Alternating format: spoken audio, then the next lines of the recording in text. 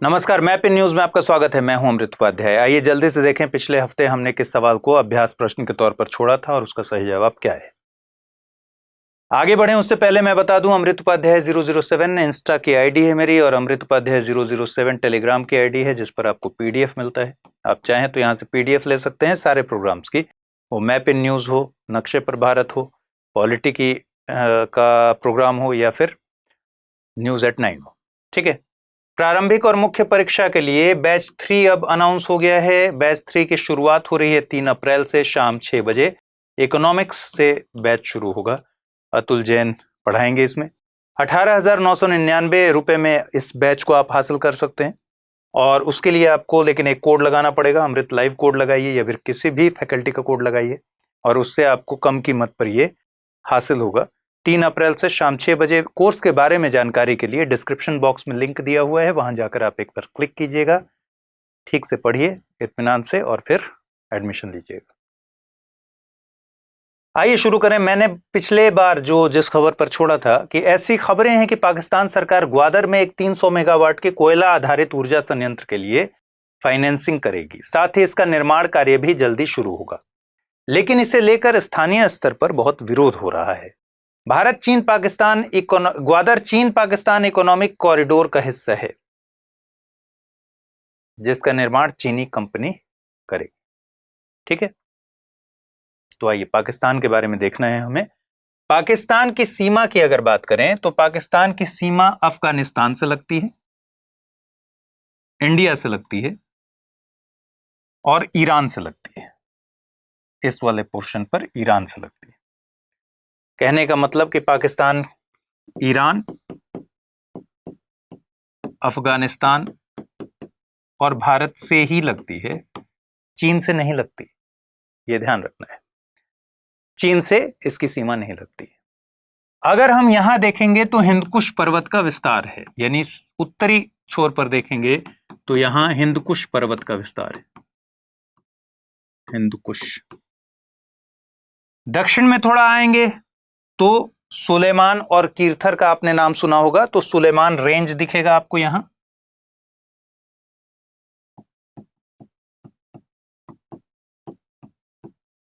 और यहां दिख रहा है कीर्थर रेंज या कीर्थार रेंज। ठीक, सुलेमान के ठीक सामने में देखिए, यानी पश्चिम की तरफ जब पाकिस्तान के देखेंगे तो फिर टोबा एंड काकर रेंज है, टोबा और काकर। ठीक है, फिर दक्षिण में जब देखिएगा तो मकरान कोस्ट रेंज है। क्या है ये, इसको ऊपर लिखता हूं मैं, मकरान रेंज। ठीक है, और मकरान कोस्ट भी यहीं पर है ऑब्वियसली। फिर यहां है सियाहान रेंज। ठीक, तो अगर रेंज की बात करें तो क्या क्या देख लिया हमने। हिंदकुश, इसी का दक्षिणी विस्तार है सुलेमान, किरथार रेंज। सुलेमान के सामने देखेंगे जब तो टोबा और काकर रेंज है, जो कि पश्चिम हिस्से में है पाकिस्तान के, और या दक्षिण पश्चिम कह सकते हैं। सियाहान रेंज है जो दक्षिण पश्चिम में है। मकरान कोस्ट रेंज है जो कि दक्षिण में है। ठीक है, तो इतने सारे रेंज हैं। अब डेजर्ट देखिए, डेजर्ट देखिएगा तो पूर्वी हिस्से में थाल डेजर्ट है, या उत्तर पूर्वी हिस्से कह सकते हैं, थाल। ठीक है, इसके अलावा यहां देखेंगे दक्षिण पश्चिम में तो खरान डेजर्ट है, खरान। और यहां ये जो है ये चोलिस्तान डेजर्ट। तो 3 डेजर्ट हो गए, थाल डेजर्ट, चोलिस्तान डेजर्ट और खरान डेजर्ट। ठीक, अब आइए सवाल के संदर्भ में बात कर लेते हैं। सवाल मैंने पूछा था आपसे कि निम्नलिखित में से कौन सा शहर मैरीटाइम सिल्क रोड इनिशिएटिव का हिस्सा नहीं है? नैरोबी, डिजिबूती, वेनिस या फिर लिब्रेविले। देखिए, ये है मैरीटाइम, चीन के मैरीटाइम सिल्क रोड इनिशिएटिव। जो चीन का मैरीटाइम सिल्क रोड इनिशिएटिव है, ये दरअसल बेल्ट एंड रोड इनिशिएटिव का ही हिस्सा है। ठीक है, बेल्ट एंड रोड इनिशिएटिव का हिस्सा है। तो मैरीटाइम सिल्क रोड इनिशिएटिव जो है, सिल्क रूट इनिशिएटिव, ये देखिए, ये जो ब्लू वाला है, ये है मैरीटाइम सिल्क रोड इनिशिएटिव।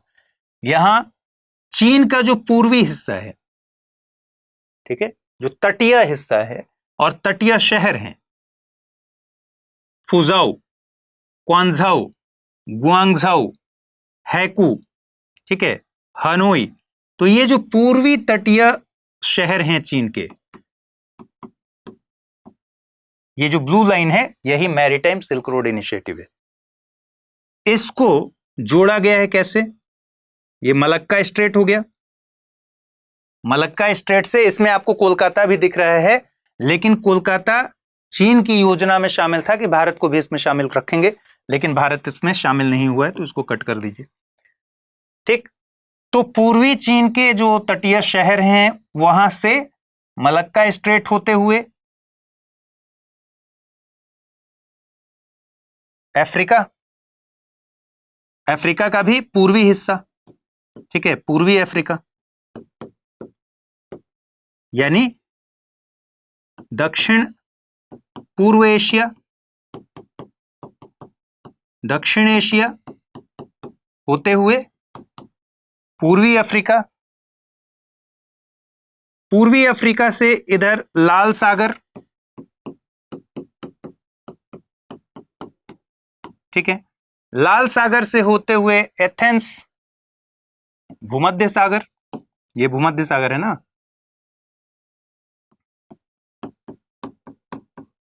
और फिर वेनिस यूरोप तक पहुंच बनाता है। कौन सा? Maritime silk road initiative.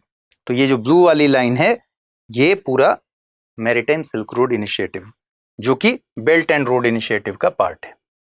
ठीक है, सवाल ये था कि कौन सा शहर चीन के मैरीटाइम सिल्क रोड इनिशिएटिव का हिस्सा नहीं है। इसमें आपको नैरोबी और डिजिबूती में कंफ्यूजन नहीं होगा। नैरोबी कहां की राजधानी है? केन्या की। और केन्या कहां पर है? पूर्वी अफ्रीका में। तो नैरोबी कहां है? पूर्वी तटीय हिस्सा है, और डिजिबूती पूर्वी अफ्रीका का हिस्सा है, तो इसमें कंफ्यूजन नहीं होगा, ये तो इसमें शामिल है ही, डिजिबूती इसमें शामिल है ही। फिर कह रहा है वेनिस, कंफ्यूजन बेसिकली वेनिस और लिब्रेविले में हो सकता है, लेकिन वेनिस इसमें शामिल है। अब एक कंफ्यूजन जो इसमें और इसमें होगा, यूरोप तक पहुंच बनानी है, वेनिस इसमें शामिल है। लिब्रेविल जो है, लिब्रेविल, इसको असल में कहते हैं लिब्रेविले नहीं, लिब्रेविल,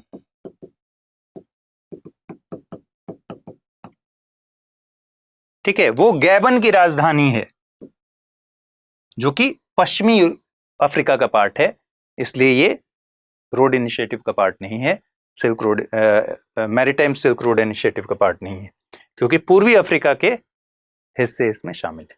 तो इसका सही उत्तर क्या होगा? Option D.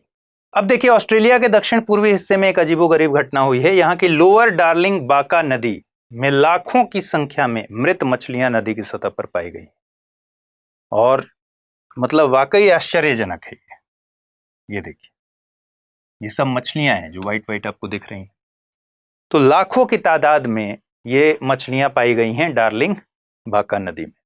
सरकार ने बाढ़ को और हीट वेव्स को इसके लिए जिम्मेदार माना है, और ये पर्यावरण के लिहाज से बहुत बड़ी खबर है। ऑस्ट्रेलिया की अगर बात करें तो ऑस्ट्रेलिया किसी भी कंट्री से भू सीमा से नहीं लगा है, ठीक है, लैंड में है, लैंड किसी से नहीं लगता। ये क्या है? पूरी तरह से पानी में। अब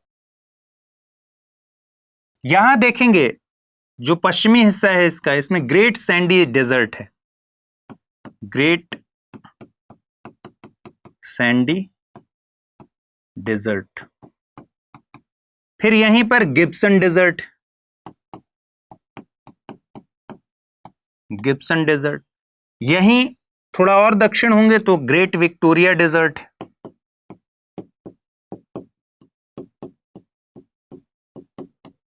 ठीक है। Great Sandy Desert, Gibson Desert, Great Victoria Desert. फिर यहां देखिए उत्तर पूर्व में ग्रेट बैरियर रीफ,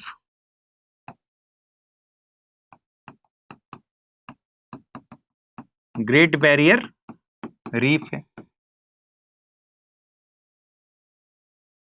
ठीक है।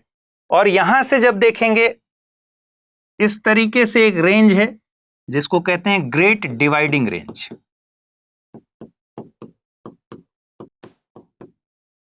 सब ग्रेट, ग्रेट डिवाइडिंग रेंज। यहीं पर ये ग्रेट डिवाइडिंग रेंज का ही पार्ट है जिसको कहते हैं ऑस्ट्रेलियन आल्प्स। क्या कहते हैं? ऑस्ट्रेलियन आल्प्स, ठीक है। तो क्या क्या देख लिया हमने? Great Sandy Desert, Gibson Desert, Great Victoria Desert. मध्य में एक और डेजर्ट आपको दिख रहा है, सिम्पसन डेजर्ट। इसको भी नोट कर लीजिए, सिम्पसन। तो 4 डेजर्ट हो गए, great Sandy, Gibson, great Victoria, और मध्य में देखेंगे तो सिम्पसन डेजर्ट दिखेगा। फिर great Barrier Reef, great dividing range, और ग्रेट डिवाइडिंग रेंज के ही दक्षिण वाले हिस्से में ऑस्ट्रेलियन आल्प्स है जो कि ग्रेट डिवाइडिंग रेंज का ही हिस्सा है। यहीं से मर्रे नदी निकलती है जो कि सबसे लंबी नदी है, ठीक है। अब सागर, सागर देख लीजिए। उत्तर से शुरू कीजिए, Timor Sea, Arafura Sea, Gulf of Carpentaria, Carpentaria खाड़ी। यहां है टॉरस, टॉरेस स्ट्रेट,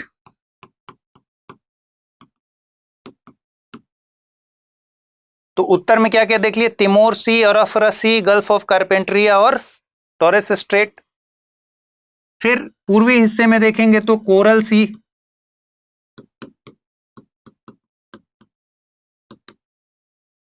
ठीक है।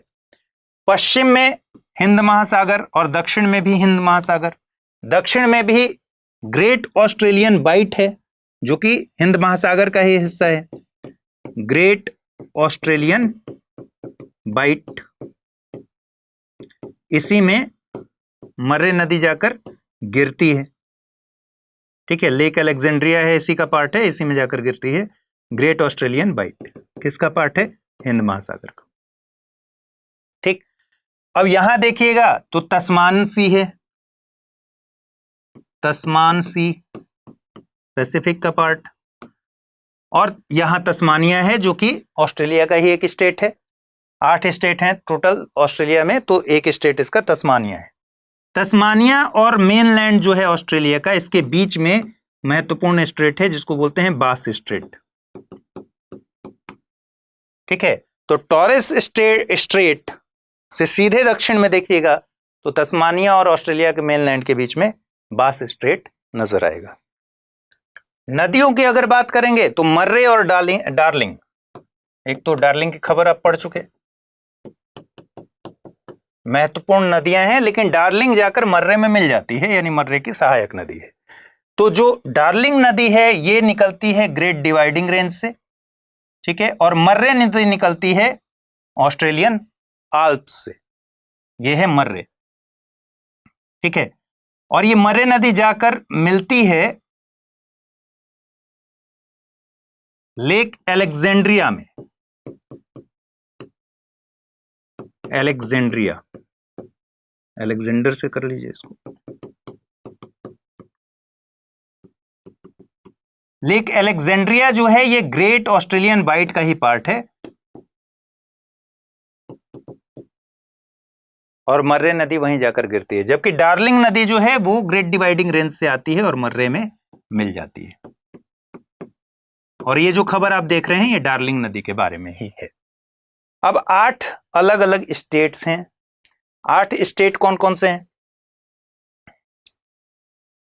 एक स्टेट है इसका वेस्टर्न ऑस्ट्रेलिया। ये जो व्हाइट वाला पूरा देख रहे हैं ये वेस्टर्न ऑस्ट्रेलिया है, काफी बड़ा है, तट से लगा हुआ है, कोस्ट वाले इलाके में। एक्चुअली 8 में से 7 स्टेट ऐसे हैं जो कोस्ट में से लगे हुए हैं, एक ही स्टेट है जो कोस्ट से नहीं लगा हुआ है। फिर है नॉर्दर्न टेरिटरी, ये वाला, एक ये हो गया, 2 ये हो गया। इसकी राजधानी है पर्थ। वेस्टर्न ऑस्ट्रेलिया की राजधानी क्या हो गई? पर्थ, जहां आपने खूब मैच देखा होगा, और पर्थ भी कोस्ट पर है। फिर नॉर्दर्न टेरिटरी जिसकी राजधानी है डार्विन, ये भी कोस्ट पर है। साउथ ऑस्ट्रेलिया, ये वाला पार्ट, इसकी राजधानी है एडिलेड, जहां भी मैच होता है, ये भी कोस्ट पर है। फिर क्वींसलैंड,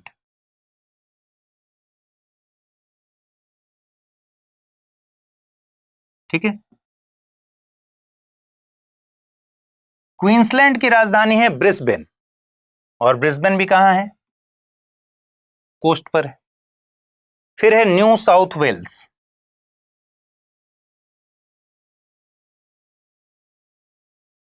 जिसकी राजधानी है सिडनी,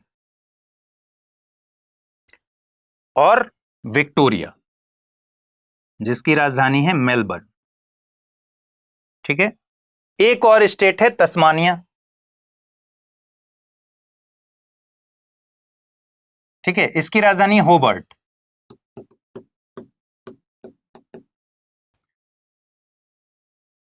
तो टोटल कितना हो गया स्टेट? 1 2 3 4 5 6 7 ही हुआ, एक और है, ठीक है, वो है ऑस्ट्रेलियन कैपिटल टेरिटरी। इसकी राजधानी है कैनबरा, जो कि देश की भी राजधानी। तो सवाल इसी पर बना हुआ है कि यदि आप पश्चिम ऑस्ट्रेलिया से पूर्वी ऑस्ट्रेलिया या फिर पूर्वी ऑस्ट्रेलिया से पश्चिमी ऑस्ट्रेलिया जाते हैं तो तट रेखा के सहारे अगर आप यात्रा करें तो यात्रा के दौरान निम्नलिखित में से किसके की मिलने की संभावना नहीं है? पर्थ, ब्रिस्बेन, एडिलेड या फिर कैनबरा। तो इसमें यही जानना था कि जो कैनबरा है ऑस्ट्रेलियन कैपिटल टेरिटरी का पार्ट, ऑस्ट्रेलियन कैपिटल टेरिटरी जो है ये अपने आप में एक स्टेट भी है, ठीक। ये कैनबरा जो है ये तट से भीतर है, और बाकी ये जो जितने भी दिए गए हैं पर्थ, ब्रिस्बेन, एडिलेड हमने देखा ये सारे तट पर हैं। पर्थ वेस्टर्न ऑस्ट्रेलिया की राजधानी है, ब्रिस्बेन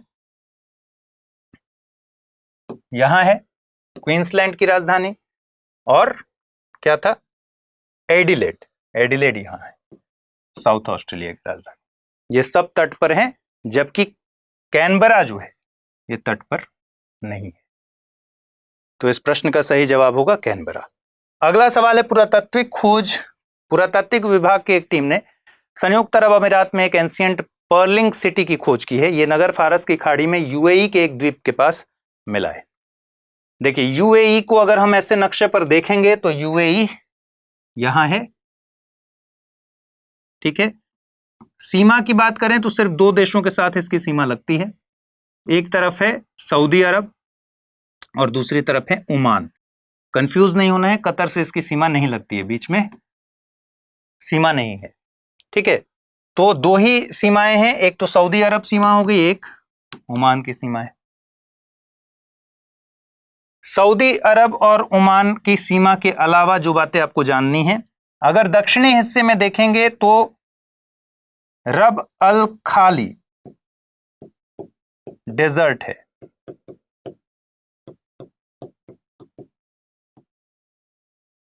का विस्तार है।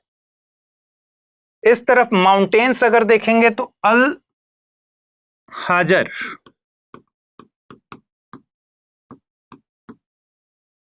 माउंटेन्स है, कहां? उत्तर पूर्व में।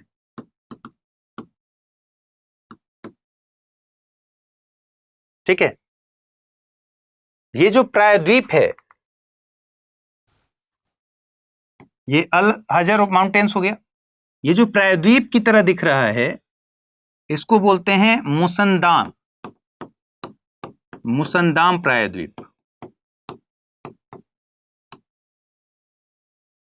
ठीक, इसके एक तरफ आपको पर्शियन गल्फ दिख रहा है और एक तरफ ओमान की खाड़ी, यानी ये पर्शियन गल्फ और ओमान की खाड़ी दोनों तरफ से, दोनों से टच करता है क्योंकि इसकी बनावट ऐसी है। और बाउंड्री मैंने बता दिया कि ओमान और सऊदी अरब के साथ इसकी बाउंड्री है। रब अल खाली का विस्तार दक्षिण में है और माउंटेन्स अल हाजर माउंटेन्स उत्तर पूर्व में है और उत्तर पूर्व में ही मुसंदाम प्रायद्वीप है। मुसंदाम प्रायद्वीप कहां है? स्ट्रेट ऑफ होर्मुज के पास। ठीक है, 7 एमिरेट्स मिलकर, यूएई क्यों कहते हैं? United Arab Emirates. अरब के 7 एमिरेट्स ने मिलकर एक मोनार्की एस्टेब्लिश किया था, इलेक्टिव मोनार्की एस्टेब्लिश किया था। वही 7 एमिरेट्स हैं ये। ठीक है, अबू धाबी जो कि द्वीप है बेसिकली। ठीक है, दुबई, फिर अजमान, फिर अल कुवानीन, रस अल खैमा, यहां पर है शारजा, यहां पर ही क्रिकेट हुआ था जब तेंदुलकर ने बड़ी छक्के मारे थे, शारजाह कप नाम था, और फुजैरा। तो ये 7 एमिरेट्स हैं, ये सिर्फ आपकी जानकारी के लिए, याद रखने की जरूरत नहीं है। और इन्हीं 7 एमिरेट्स ने मिलकर यूएई की एक इलेक्टिव मोनार्की की स्थापना की थी। क्वेश्चन देखिए, संयुक्त अरब अमीरात के संबंध में निम्नलिखित कथनों पर विचार कीजिए। यह फारस की खाड़ी और ओमान की खाड़ी दोनों से सटा हुआ है। हमने देख लिया है कि यह फारस की खाड़ी और ओमान की खाड़ी दोनों से ही सटा हुआ है क्योंकि इसकी बनावट इस तरीके की है, तो ये सही है। हवर द्वीप समूह इस देश के अधिकार क्षेत्र में आता है। हवर द्वीप समूह जो है वो बहरीन के अधिकार क्षेत्र में आता है। अब इस नक्शे में देखिए, ये है हवर आइलैंड और हवर आइलैंड कतर है ये। ठीक है, तो कतर के पश्चिम में है, लेकिन आता किसके अंडर में है? ये बहरीन के। तो इस तरह से ये स्टेटमेंट गलत हो गया। हवर आइलैंड्स जो हैं वो बहरीन के अधिकार क्षेत्र में। हाफ मून बे इसके पूर्व में विस्तृत है। हाफ मून बे जो है वो सऊदी अरब के पूर्व में है, न कि यूएई के पूर्व में। यही है हाफ मून बे। अगर इस मैप पर देखना चाहें, इस मैप पर, तो यहां बहरीन है और यहीं पर सऊदी अरब के पूर्व में हाफ मून बे है।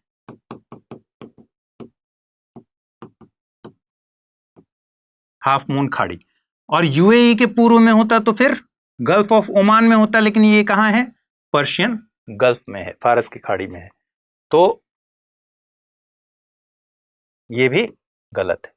और चौथा है कि राजधानी अबू धाबी इसके दक्षिण पूर्वी हिस्से में ओमान की सीमा पर है, जबकि ये ओमान की सीमा पर ना होकर एक द्वीप है जो किधर है? पर्शियन गल्फ की तरफ है, ओमान की सीमा पर नहीं है, इस तरफ नहीं है, बल्कि तट की तरफ, पर्शियन गल्फ की तरफ है। तो ये भी गलत है, तो केवल एक इसका सही उत्तर होगा। चलिए, पिछले दिनों इक्वाडोर के दक्षिणी हिस्से में 6.7 तीव्रता के भूकंप की वजह से भारी तबाही हुई। यहां 15 से ज्यादा लोगों की मौत हो चुकी, जबकि 400 से अधिक घायल हुए हैं। तो इक्वाडोर की राजधानी, इक्वाडोर को अगर देखें तो अगर पूरे दक्षिण अमेरिकी नक्शे को देखेंगे तो इक्वाडोर यहां पर है। और मैंने पिछली क्लास में आपको बताया था, जब ब्राजील पढ़ा रहा था, कि ब्राजील की सीमा इक्वाडोर और चिली को छोड़ दें तो दक्षिण अमेरिका के सारे कंट्रीज से लगती है, और इसलिए इक्वाडोर का लोकेशन आपको याद होना चाहिए। तो इक्वाडोर का लोकेशन आपने देख लिया। अब अगर आप इसके बाउंड्रीज को देखेंगे तो पेरू और कोलंबिया, ठीक है, यही दो बाउंड्रीज इसकी बनेंगी। बाकी एक तरफ इसके समुद्र मिलेगा, ठीक। तो कोलंबिया हो गया और पेरू हो गया। अब इसके उत्तर से दक्षिण में एंडीज का विस्तार है, एंडीज रेंज है ये। और एंडीज आपको पता है इस तरीके से विस्तार है एंडीज का। तो एंडीज का विस्तार इस तरीके से है, और जो बहुत ही नामी गिरामी सक्रिय ज्वालामुखियां हैं, ये है कोटोपैक्सी,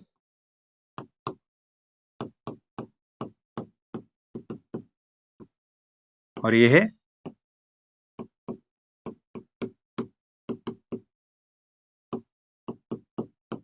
माउंट चिम्बेरल, ठीक है। तो ये इसी जगह पर है, एंडीज का ही पार्ट है और एंडीज रेंज में ही है, लेकिन इक्वाडोर वाले हिस्से में ही है। एक नदी है नापो नदी। नापो नदी जो है वो पूर्वी एंडीज से निकलती है और जाकर अमेजोन में मिलती है, अमेजोन की सहायक नदी, ठीक है। अब सवाल है कि इक्वाडोर सहित दक्षिण अमेरिका के जो दूसरे पश्चिम देश हैं, उनके पश्चिमी तट पर दुनिया के सबसे सक्रिय और विस्फोटक ज्वालामुखी मौजूद हैं, ऐसा क्यों है? पश्चिमी तट के निकट प्लेट्स के बीच तीव्र अपसरण हुआ है। यहां दुनिया के सबसे वलित पर्वत मौजूद है। पृथ्वी के आंतरिक भाग में प्लेट्स के पिघलने से उच्च तापमान और दबाव का निर्माण हुआ है। या फिर दक्षिणी अमेरिका की औसत ऊंचाई सभी महाद्वीपों में सबसे ज्यादा है। तो इक्वाडोर समेत जो दक्षिण अमेरिका के दूसरे पश्चिमी देश हैं, वहां सबसे ज्यादा सक्रिय और विस्फोटक ज्वालामुखी मौजूद होने के कारण यह है कि जब जो प्लेट्स की टकराहट हुई है, नाजका प्लेट जो एक छोटा प्लेट है, नाजका प्लेट महासागरीय प्लेट है, पैसिफिक का प्लेट है। पैसिफिक की एक छोटी प्लेट नाजका और साउथ अमेरिकन प्लेट के बीच जब टकराहट हुई, ठीक है, तो फोल्डेड माउंटेन्स बने। फोल्डेड माउंटेन्स कौन से थे? एंडीज थे। और आप जानते हैं, हमने नक्शे पर भारत में भी पढ़ा था कि संवहनीय जो धाराएं हैं, ये इस तरह से दोनों प्लेट्स को कन्वर्जेंट स्पीड इसकी जो आ रही है, एक दूसरे की तरफ जो आ रहे हैं, इसमें कन्वेक्शन करंट्स का बहुत बड़ा हाथ होता है, ठीक है। जब प्लेट्स टकराती हैं तो क्या होता है?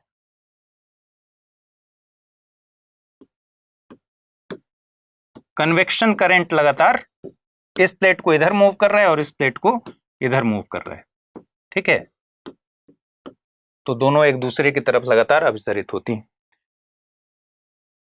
तो जब टकराहट हुई नाजका प्लेट और साउथ अमेरिकन प्लेट में, तो एंडीज जैसे फोल्डेड माउंटेन्स बने। लेकिन होता क्या है कि ये जो ज्यादा घनत्व वाला है, महासागरीय जो प्लेट्स है, वो ज्यादा घनत्व वाले प्लेट्स हैं, तो वो सबडक्ट करते हैं। तो नाजका प्लेट सबडक्ट कर गया है, और सबडक्ट करने के बाद इन प्लेट्स में धीरे धीरे यहां से मैग्मा जनरेट होना शुरू होता है, क्योंकि बहुत ज्यादा तापमान और दबाव की वजह से वहां मैग्मा जनरेट होने लगता है, ठीक है। और मैग्मा जनरेट होकर जहां से भी कमजोर क्रस्ट होगा, जहां से भी निकलने की गुंजाइश होगी, वो कमजोर हिस्से से चटक चटक के ये मैग्मा निकलने लगता है। इसीलिए यहां सक्रिय ज्वालामुखी बहुत ज्यादा है। तो क्वेश्चन क्या कह रहा है कि इक्वाडोर समेत दक्षिण अमेरिका के दूसरे पश्चिमी देशों के पश्चिमी तट पर क्यों ज्वालामुखी है, सक्रिय ज्वालामुखी? क्योंकि पृथ्वी के आंतरिक भाग में प्लेट्स पिघले हैं और उससे उच्च तापमान और दाब का निर्माण हुआ है, और इसी वजह से ऐसा है, ठीक है।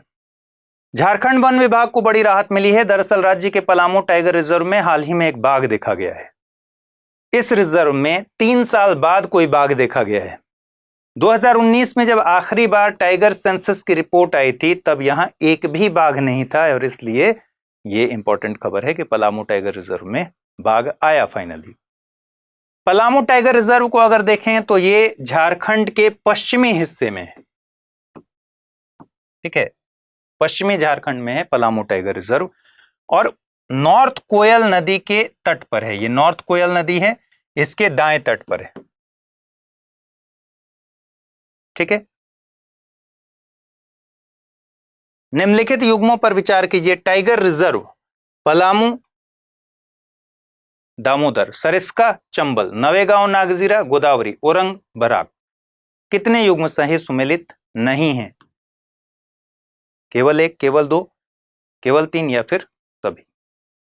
तो इस प्रश्न का जवाब आपको अगले एपिसोड के लिए देना है, और उस एपिसोड में जब हम देखेंगे, उस क्लास में देखेंगे, तो पहले इसका जवाब लेंगे और उसके बाद फिर आगे बढ़ेंगे। चलिए, ख्याल रखिए। नमस्कार।